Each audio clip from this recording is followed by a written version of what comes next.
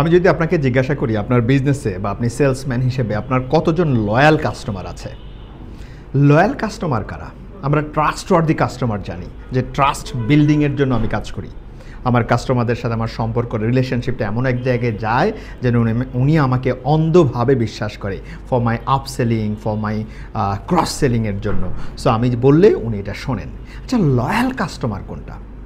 বলা হচ্ছে আপনার ট্রাস্টওয়ার্দি কাস্টমারটাকে যখন থ্রু ইয়োর সার্ভিস আপনি তাকে লয়াল কাস্টমারে কনভার্ট করবেন, তখন আপনার অবর্তমানে উনি আপনার হয়ে আরও 10 জনের কাছে মার্কেটিং করবে আপনার ব্যাপারে।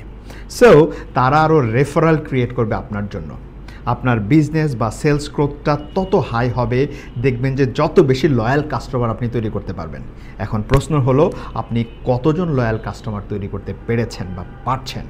লয়াল কাস্টমার তখনই আপনি তৈরি করতে পারবেন যখন আপনার সার্ভিস দিয়ে, আপনার তার সাথে সম্পর্ক দিয়ে এমন এক জায়গায় নিয়ে যাবেন যেন উনি আপনার কাছে দায়বদ্ধ ফিল করেন আরও 2 জনকে রেফার করতে। সো তার কাছে ওই সম্পর্ক তৈরি করার জন্য কী পরিমাণ সার্ভিস দিতে হবে সেটা একটু চিন্তা করুন। এই লয়াল কাস্টমার তৈরি করার জন্য আপনাকে সেই পরিমাণ সার্ভিসটা দিতে হবে। Through your service you can create more loyal customer.